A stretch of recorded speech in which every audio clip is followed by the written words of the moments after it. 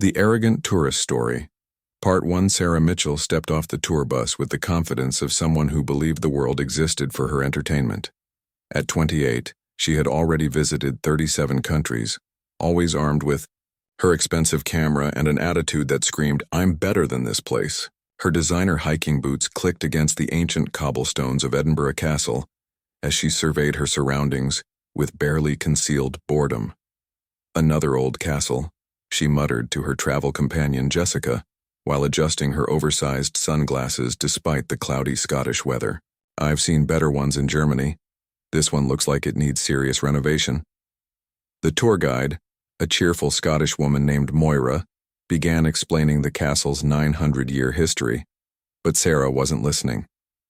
She was already planning her Instagram post, thinking about how to make this mundane tourist trap look exotic enough to impress her 15,000 followers. She had built her social media presence around being the girl who had been everywhere and done everything, and Scotland was just another checkmark on her ever-growing list. As the group moved through the castle grounds, Sarah noticed other tourists, taking the standard photos near the ancient walls and cannons. She rolled her eyes at their lack of creativity. These people had no vision, no sense of what would actually get likes and comments. She needed something different, something that would make her stand out from the countless other travel bloggers posting the same boring castle photos. The group approached the main courtyard, where a ceremonial guard stood at attention. He was a tall, serious-looking man in his 50s, wearing the traditional uniform of the Royal Regiment of Scotland. His red jacket was perfectly pressed, his black boots polished to a mirror shine, and in his white-gloved hands, he held a ceremonial sword that gleamed in the afternoon light. Sarah's eyes immediately locked onto the sword. Now that was interesting. That would make for a perfect photo, her holding an authentic Scottish ceremonial sword with the castle in the background. She could already see the caption, "When in Scotland, do as the warriors do, living my best medieval life." It would be exactly the kind of content her followers loved. The guard, Sergeant William MacLeod, had been performing ceremonial duties at Edinburgh Castle for over 15 years. He took his role seriously, understanding that he wasn't just a tourist attraction but a representative of Scottish military tradition and honor. The sword he carried wasn't just a prop, it was a genuine piece of military history, passed down through generations of Scottish soldiers. As Moira continued her presentation about the castle's role in Scottish history, Sarah found herself growing increasingly impatient. She kept glancing at the guard and his sword, calculating how she might approach him for a photo. Surely he would understand that she was different from the average tourist. She was a travel influencer with a significant following. This could be good publicity for the castle. "The ceremonial guards you see here today," Moira was saying, "maintain a tradition that dates back centuries. They are active military personnel and their weapons are authentic pieces of Scottish military heritage. We ask that all visitors maintain a respectful distance and refrain from interrupting their duties." Sarah barely heard the words "respectful distance" and "refrain from interrupting." All she heard was "authentic" and "heritage," which sounded even better for her social media narrative. An authentic heritage weapon would be perfect for her brand. She waited until Moira had moved the group toward the next part of the tour, then lingered behind, pretending to read an information plaque while keeping an eye on the guard. Jessica called out to her, but Sarah waved her off, claiming she wanted to take a few more photos of the courtyard. The afternoon sun broke through the clouds, casting dramatic shadows across the ancient stones. This was perfect lighting, Sarah realized. If she was going to make her move, now was the time. She approached the guard with the confident stride of someone who had never been told no. "Excuse me," she said, her voice carrying the particular tone of someone who expected immediate attention.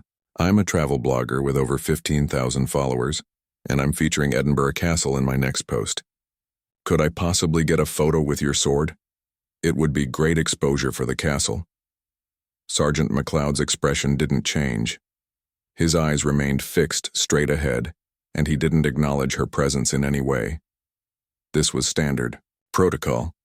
Ceremonial guards were not supposed to interact with tourists while on duty, regardless of who they claimed to be. Sarah waited a moment, then spoke louder, assuming he hadn't heard her. "Hello? I said I'm a travel blogger. This would be really good publicity for you guys. I just need a quick photo with the sword." Still no response. Other tourists had begun to notice the interaction, some pulling out their phones to record what they sensed might become an interesting situation.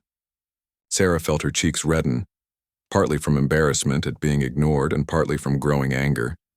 She wasn't used to being dismissed, especially by what she saw as a mere tourist attraction employee. In her mind, she was doing them a favor by offering to feature their castle on her popular social media accounts. The least he could do was show some appreciation. "Look," she said, stepping closer to the guard. "I don't think you understand how this works. I have a huge following, and when I post about places, it brings in tourists. I'm trying to help you out here." The guard remained motionless, but Sarah noticed a slight tightening around his eyes. She was getting on his nerves, which only made her more determined. She had come too far to give up now, and the perfect photo opportunity was right there in front of her. The stage was set for a confrontation that would teach Sarah Mitchell a lesson she would never forget about respect, boundaries, and the consequences of entitled behavior in a foreign country. The arrogant tourist story. Part 2. Sarah's frustration reached a boiling point as she stood ignored by the stoic guard. The small crowd of tourists who had gathered to watch the scene was growing, and she could feel their eyes on her. Some were clearly filming with their phones, which made her even more determined to get what she wanted. She couldn't let herself look foolish in front of all these people. "This is ridiculous," she announced loudly enough for everyone to hear. "I'm a professional travel blogger trying to promote your castle, and you're being completely unreasonable." Sergeant McLeod continued to stare straight ahead, but his jaw clenched almost imperceptibly. He had dealt with difficult tourists before, but Sarah's entitled attitude was testing even his considerable patience. His training had prepared him for many situations, but dealing with social media influencers who believed their online following granted them special privileges was a relatively new challenge. Sarah pulled out her phone and opened her Instagram account, scrolling to show her follower count. She held it up toward the guard's face, even though she knew he couldn't look at it while maintaining his ceremonial stance. "See this? 15,300 followers. When I post about places, real people see it. Real people who might visit your little castle and spend money. You should be thanking me, not ignoring me." An elderly Scottish woman in the growing crowd shook her head disapprovingly. "Lass, leave the man alone. He's doing his job." Sarah whirled around to face her critic. "Excuse me, but this doesn't concern you. I'm conducting business here." "Business?" the woman replied with a raised eyebrow. "Looks more like harassment to me." The comment stung because Sarah could see other people nodding in agreement. This wasn't going according to plan. She had expected either compliance from the guard or support from fellow tourists who would appreciate her influence and status. Instead, she was facing disapproval from the crowd and complete indifference from her target. Jessica had noticed that Sarah wasn't with the tour group and had come looking for her. When she saw the scene unfolding in the courtyard, she quickly approached, recognizing the warning signs of one of Sarah's public meltdowns. "Sarah, what are you doing? The tour is moving on without us. I'm trying to get a simple photo with this guy's sword, and he's being completely unprofessional about it," Sarah replied without taking her eyes off the guard. Jessica had traveled with Sarah enough to know how these situations typically ended. Her friend had a talent for escalating minor inconveniences into major scenes, especially when she felt her status as a travel blogger wasn't being properly acknowledged. "Maybe we should just catch up with the group," Jessica suggested diplomatically. "There are plenty of other photo opportunities." "No," Sarah said firmly. "I know what I want and I'm going to get it. I didn't come all the way to Scotland to take the same boring photos as everyone else." She turned back to the guard and decided to try a different approach. If authority and influence weren't working, maybe she could appeal to his personal interests. "Look, I get that you have to stay in character or whatever, but this is important to me. I'm building a career here. Surely you can understand that. Just one quick photo and I'll make sure to tag the castle and say great things about your tourism department." For the first time, Sergeant McLeod's eyes flicked towards Sarah, and she took this as encouragement. She didn't realize that his brief glance was actually a warning, a sign that her persistent harassment was pushing him toward the limits of his professional tolerance. "I'll even give you credit in the post," she continued, emboldened by what she mistook as engagement. "What's your name? I'll make sure my followers know how helpful you were." The irony of calling him helpful while he had consistently ignored her requests was lost on Sarah. In her mind, his eventual cooperation was inevitable. Everyone always gave in eventually when they realized who she was and what she could do for them. A tour guide from another group had noticed the commotion and approached cautiously. He recognized the signs of a situation that could quickly get out of hand. "Is everything all right here?" he asked diplomatically. Sarah saw this as an opportunity to get support from someone in an official capacity. Finally, someone sensible. "I'm a travel blogger trying to get a photo with this guard's sword for my social media, and he's refusing to cooperate. Could you please explain to him how beneficial this could be for tourism?" The tour guide looked uncomfortable. "I'm afraid the ceremonial guards aren't permitted to interact with visitors while on duty. It's military protocol, not a personal choice." "That's absurd," Sarah replied. "Every other tourist destination I've visited has been happy to work with influencers. This is just bad business." "Ma'am, these aren't employees of a tourist destination. These are active military personnel performing ceremonial duties. The sword he's carrying is a piece of military history, not a photo prop." Sarah felt her face flush with anger. Everyone seemed determined to make this difficult for her, and she was tired of being treated like an ordinary tourist when she clearly wasn't one. "Fine," she said, her voice rising. "If no one is going to be reasonable about this, I'll just take the photo myself." The crowd around her seemed to sense that something significant was about to happen. Phones were raised, cameras focused, and conversations quieted as everyone waited to see what the increasingly agitated American tourist would do next. Jessica grabbed her friend's arm. "Sarah, don't do anything stupid, let's just go." But Sarah had reached the point of no return. Her pride, her public image, and her determination to get the perfect social media content had combined into a dangerous mixture. She was about to make a decision that would change her life in ways she couldn't imagine. The Arrogant Tourist Story. Part 3. The moment of truth arrived faster than anyone expected. Sarah, driven by wounded pride and the pressure of the watching crowd, made the decision that would define the rest of her trip to Scotland. Without warning, she lunged forward and grabbed the ceremonial sword directly from Sergeant McLeod's hands. The action happened so quickly that even the seasoned military man was caught off guard. One moment he was maintaining his ceremonial stance, and the next, a tourist was wresting a piece of military heritage from his grasp. The collective gasp from the crowd was audible, and several people immediately began recording the unprecedented scene. "Perfect," Sarah exclaimed triumphantly, holding the sword above her head like a trophy. "This is going to be amazing content." But her victory was short-lived. The sword was heavier than she had anticipated, and her grip on the ornate handle was awkward. Within seconds of wresting it away from the guard, she realized she had made a terrible mistake. Sergeant McLeod's transformation was immediate and terrifying. The stoic, silent figure suddenly became a formidable military presence. His voice, when it finally emerged, carried the authority of someone who had commanded troops in actual combat situations. "Ma'am, you will return that weapon immediately," he commanded, his Scottish accent making the words sound even more intimidating. Sarah's confidence evaporated instantly. The sword felt impossibly heavy in her hands, and she could see the anger in the guard's eyes.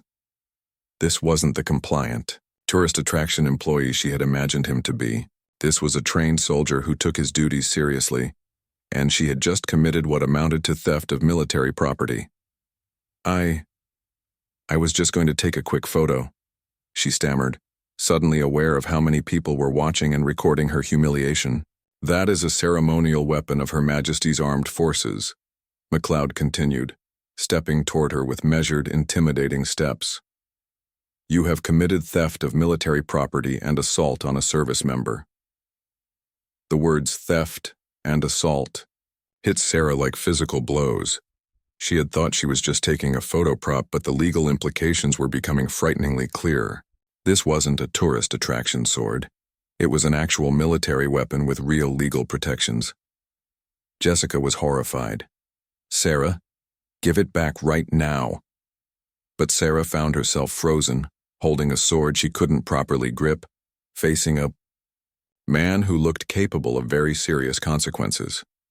The crowd around them had grown significantly, and she could see castle security personnel rushing toward the scene. "I didn't mean to steal anything," she said desperately. "I just wanted a photo. I'm a travel blogger. This is all a misunderstanding." "The intent matters less than the action," MacLeod replied coldly. "You have taken military property by force. That is theft under Scottish law regardless of your intentions." 2 castle security officers arrived at the scene, quickly assessing the situation. One of them, a stern-looking woman in her 40s, immediately took charge. "Ma'am, I need you to return that weapon to Sergeant MacLeod immediately and step away," she ordered. Sarah's hands were shaking now, both from the weight of the sword and from the realization of what she had done. The perfect Instagram moment had become a legal nightmare, and she could see her entire trip, possibly her entire future, collapsing around her. "Can't we just forget this happened?" she asked desperately. "I'll delete any photos. I won't post anything about the castle. We can just pretend this never occurred." The security officer shook her head firmly. "I'm afraid it's beyond that point now, ma'am. You've committed a criminal act in full view of multiple witnesses. This incident must be reported to the appropriate authorities." The crowd of onlookers had grown to nearly 50 people, all with phones pointed at Sarah.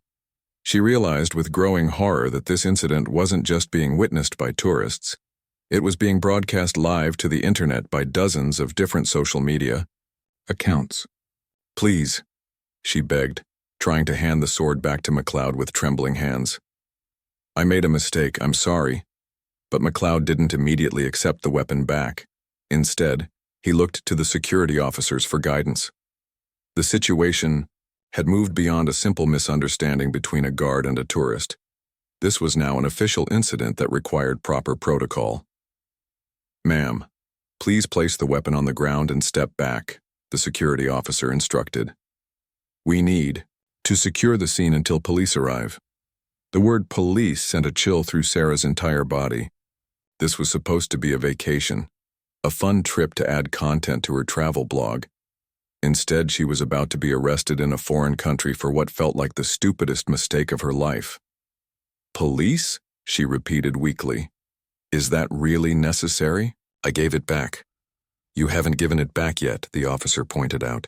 "And even if you had, the damage is done. You cannot assault a military service member and steal military property without consequences." Sarah looked around desperately for support, but found none.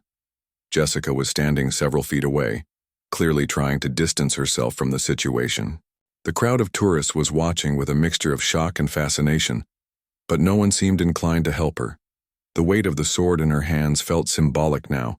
She was carrying the burden of her own arrogance and entitlement, and it was heavier than she could bear. The Arrogant Tourist Story, Part 4. The arrival of the Edinburgh police was swift and professional. 2 officers in high-visibility jackets pushed through the crowd that had gathered around the courtyard.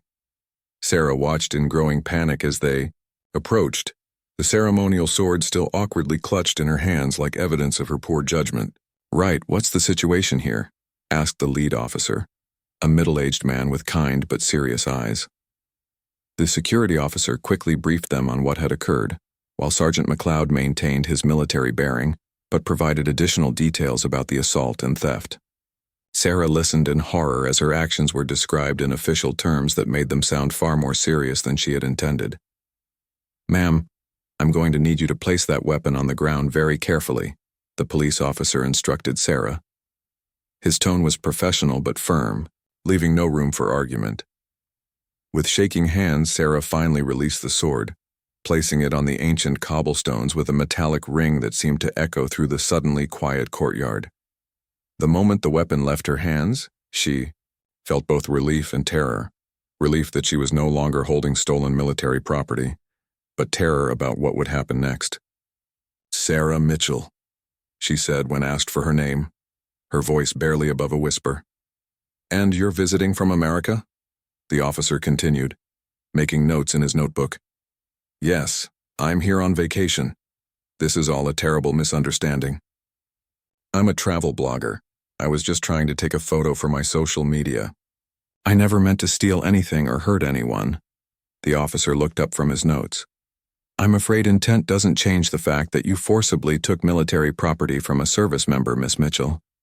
That's a serious offense under Scottish law. The words hit Sarah like a physical blow. She had never been in legal trouble before, never even received a speeding ticket. The idea that she could face criminal charges in a foreign country was overwhelming. What happens now? She asked, wrapping her arms around herself as if she could somehow protect herself from the consequences of her actions. You'll need to come with us to the station for questioning, the officer explained. You'll be formally interviewed under caution, and then we'll determine what charges, if any, will be filed. Jessica finally approached, looking pale and worried. Can I come with her? I'm her friend. Are you a legal representative? The officer asked. No, just a friend. Then I'm afraid not. Miss Mitchell will need to contact a solicitor if she wants legal representation. The reality of her situation was becoming clearer by the moment.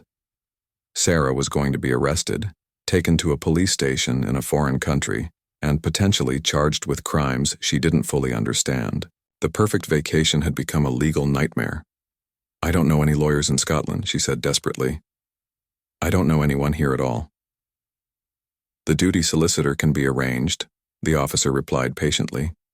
That's a lawyer provided by the state for those who cannot afford or arrange their own representation. As the police prepared to escort her from the castle, Sarah became acutely aware of the dozens of phones still recording her humiliation. These videos would be online within minutes, shared across social media platforms, viewed by potentially millions of people. Her reputation as a travel influencer was being destroyed in real time. Please, she begged the crowd, can you stop filming? This is private. But her pleas fell on deaf ears.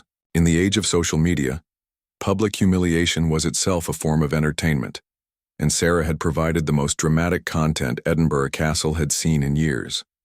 The walk from the courtyard to the police vehicle felt like the longest journey of Sarah's life.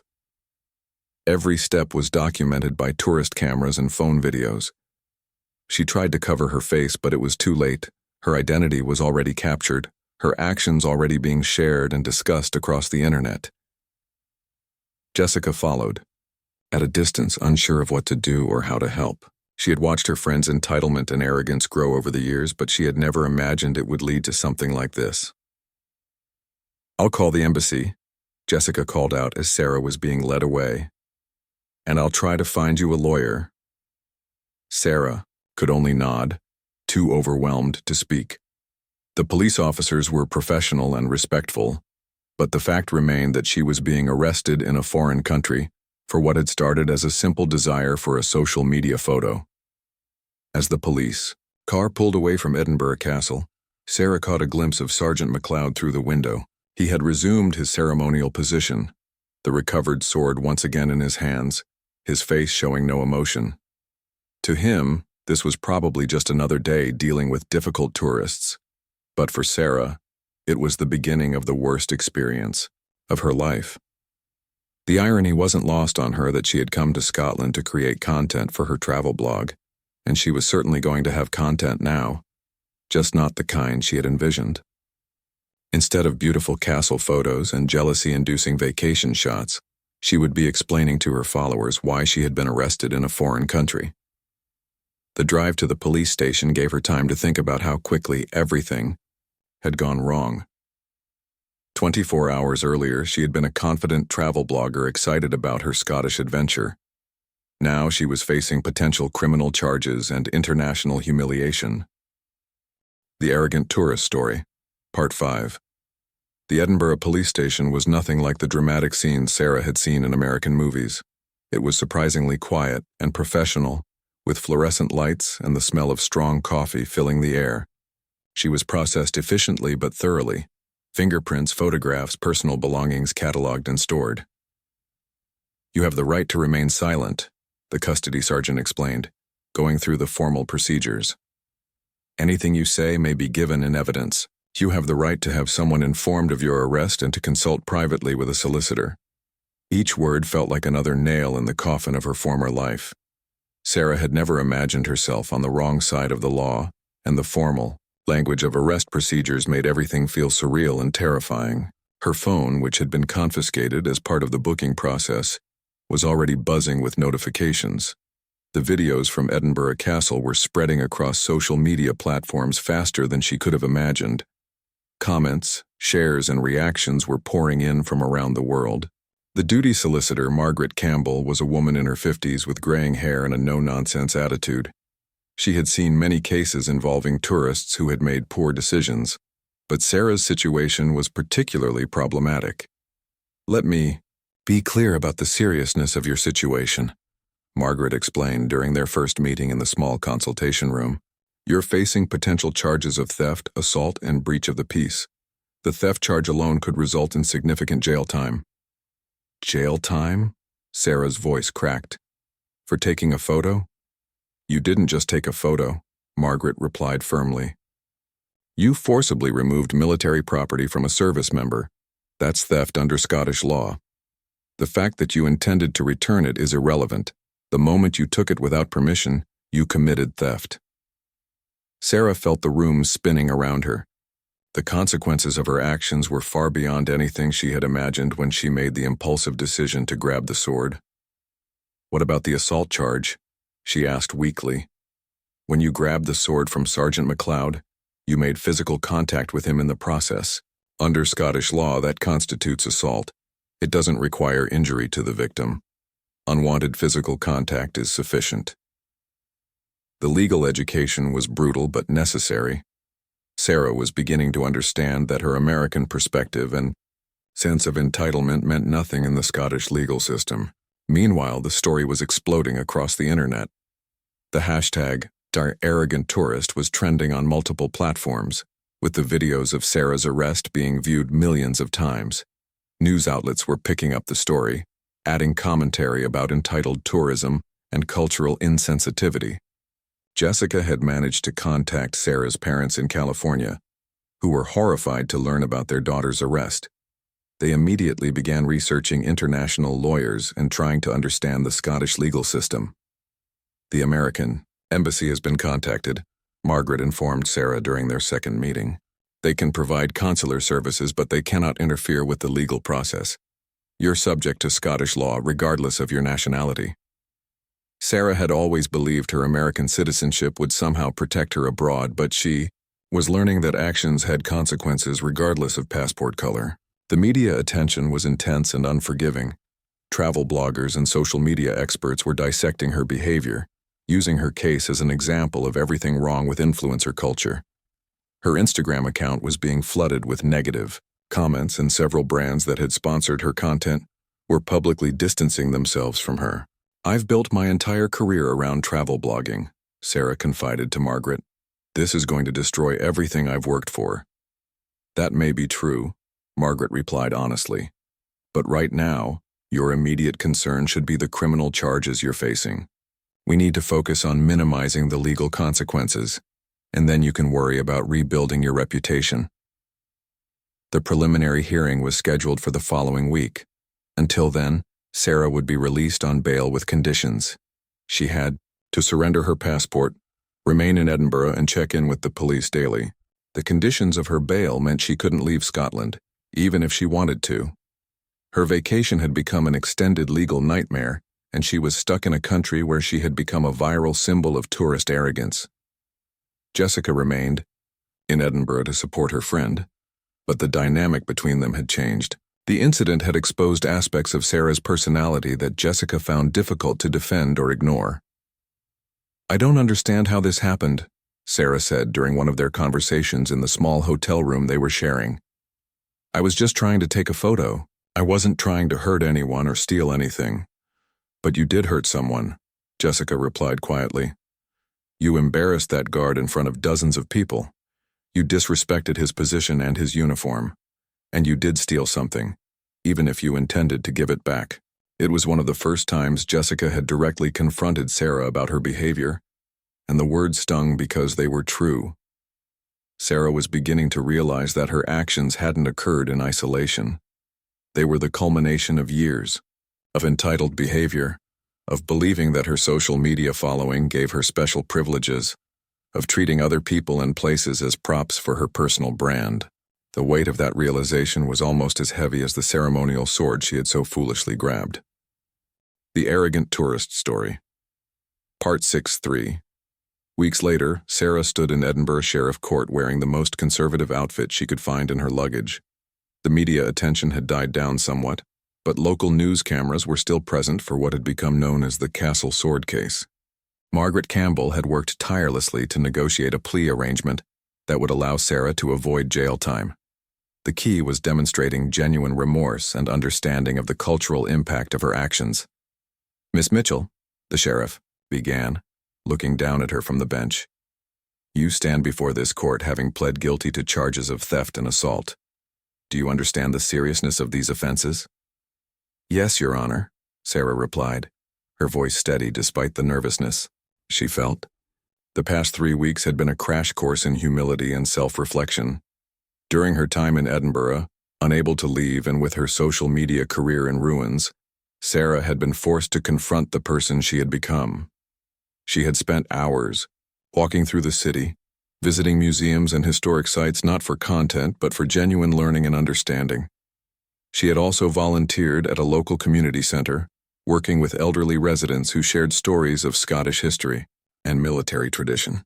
These conversations had given her a deeper appreciation for the significance of the ceremonial guard position and the heritage represented by the sword she had so casually grabbed.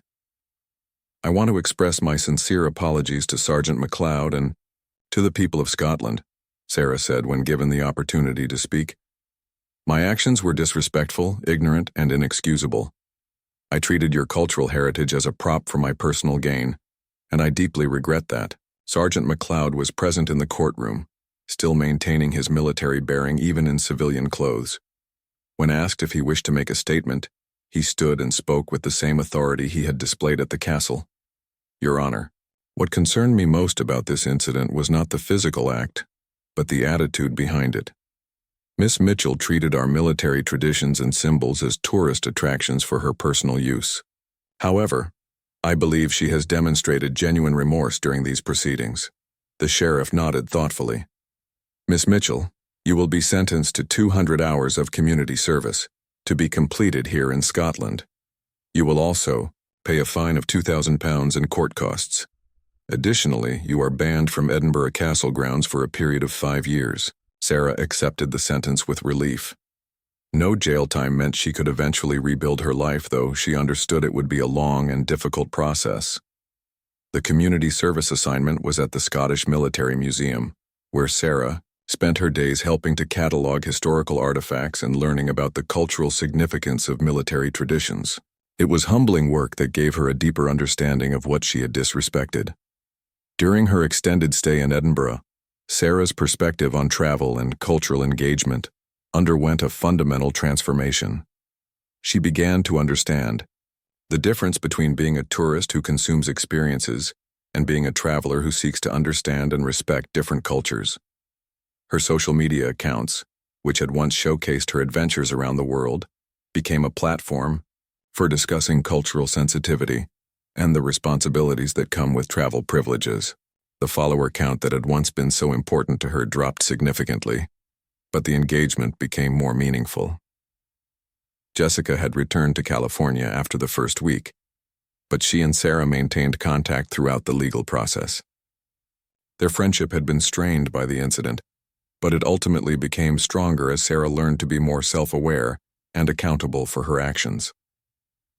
"I spent so many years trying to collect experiences like trophies," Sarah wrote in her blog post about the incident, which received widespread attention for its honesty and self-reflection.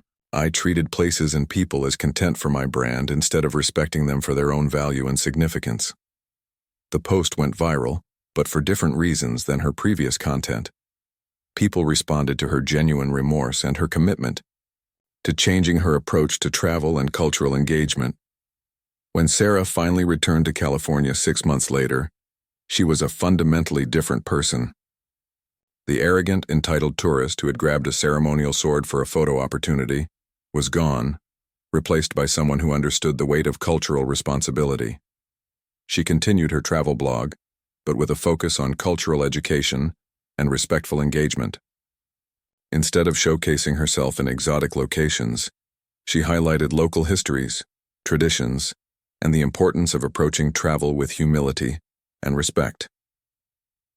The Edinburgh incident became a teaching tool in her content, a reminder to her audience about the importance of cultural sensitivity and the consequences of entitled behavior abroad. Sergeant MacLeod never spoke publicly about the incident beyond his court statement, but he continued his ceremonial duties at Edinburgh Castle with the same dedication and professionalism he had always shown. To him, Sarah's case was a reminder of why his role as a guardian of Scottish military tradition remained important. Years later, Sarah would look back on the day she grabbed that ceremonial sword as the worst and best day of her life. Worst, because of the humiliation and consequences, but best because it forced her to become a better person. The lessons she learned in Edinburgh about respect, humility, and cultural responsibility became the foundation for a more meaningful and authentic approach to life and travel.